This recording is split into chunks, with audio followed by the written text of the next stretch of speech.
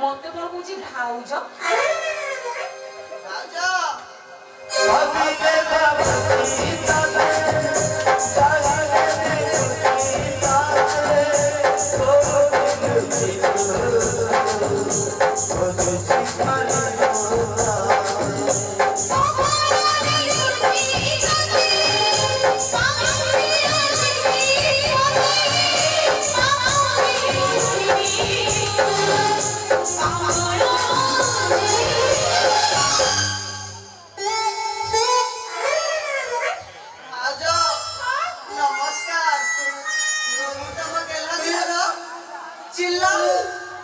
ତମକୁ ଦବାକୁ ଆସିଛି ବଡ ଖିଲ ମା ଚିହ୍ନା ନାହିଁ କି ଜଣା ନାହିଁ ମତେ କଣ ଇଏ ଭାଉଜ ଡାକୁଛି ଭାଉଜ ମନକୁ ମନ କଣ କହୁଛ ନାଇଁ ମୁଁ କହୁଥିଲି ନା ତମେ ମତେ ଚିହ୍ନିଲ କେମିତି କେମିତି ଚିହ୍ନିଲି କିରେ ମୋଠୁ ସବୁଦିନ ଖାଉଛ ଖିଲ ତାପରେ କହୁଛ କେମିତି ଚିହ୍ନିଲି ଆଉ ମୁଁ ପରା ତମ ଗାଁ ଛକରେ ଗୋଟେ ପାନ ଦୋକାନ ଦେଇଛି ମୋ ନାଁ ଚିଲ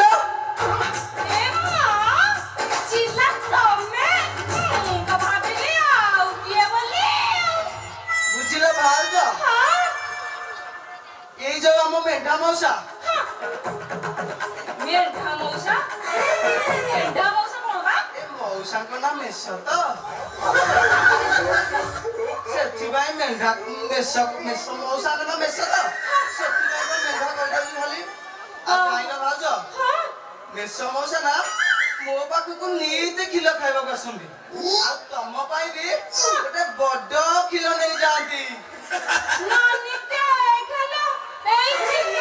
ତମେ ଯୋଉ କ୍ଷୀର ଦିଅ ନା ସିଏ ପରା ବହୁତ ବଡ ଯେ ମୋ ପାଟିରେ ଜମା ବି ଜାଗା ହୁଏନି କଥା ବାହାରିକି ରହେ ମନକୁ ପାଇଛି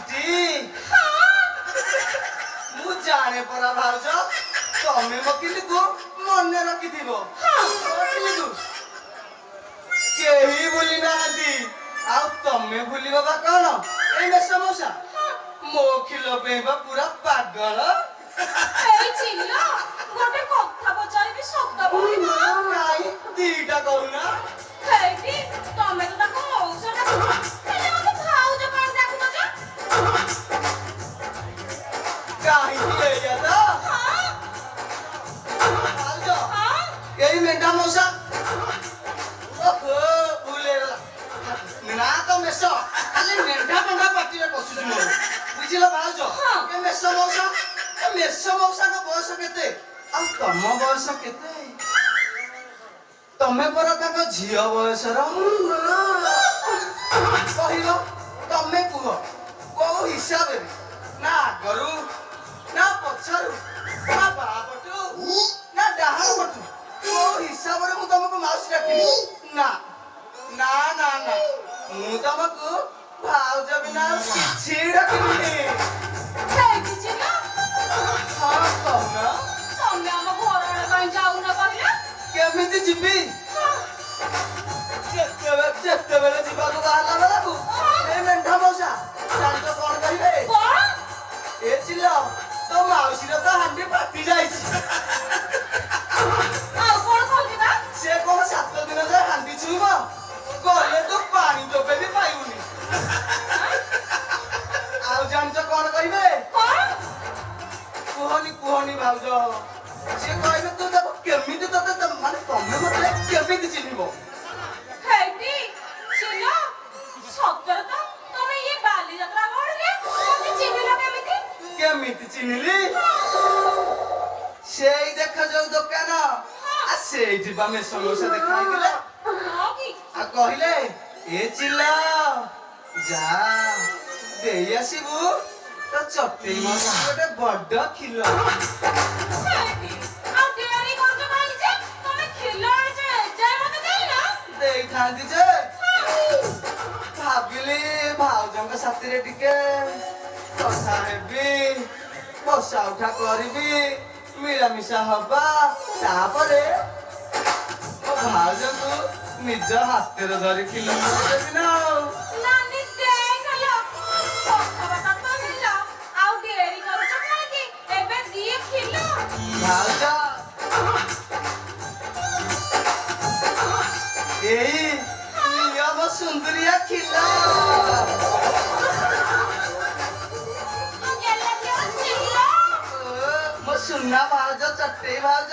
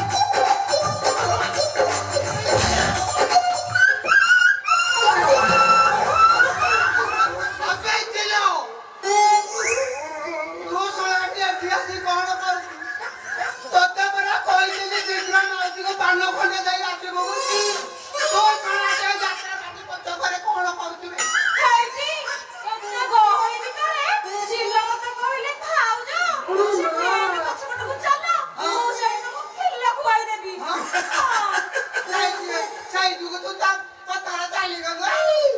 ଚାଲିବେନି କେମିତି? ନହେଲେ ସେ ଖରା ଭାବିବେନି ଆମ ଗାଁ ଛକରେ ଦୋକାନ ଦେଇଛନ୍ତି ଆସିବେନି କେମିତି ଯେ?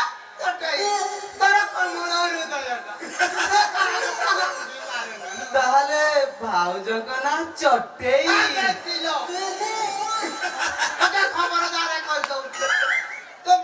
ଭାଉଜ ବୋଲି ଡାକିବୁନି କୋଉ ହିସାବରେ ତୁ ମାଉସୀ କି ଭାଉଜ ବୋଲି ଡାକୁଛୁ? ନାନୀ ଦେଖିଲ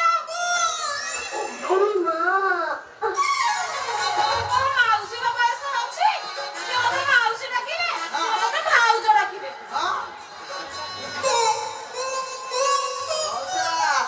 ତାଙ୍କର ଏଇଟା ଖିଲ ନବା ବୟସ। ମାନେ ମାନେ ଚଟେଇ ଭାଉଜଙ୍କର ବୁଝିଲ ବେଶ ମଉସା। ଏଇଟା ତାଙ୍କ ଗେଲା ଦିଅର ଚିଲଠୁ ଖିଲ ନବା ବୟସ।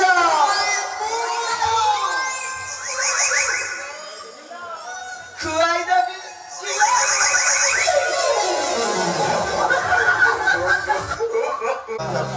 তিন নম্বর বিচার শেষ হয়েছে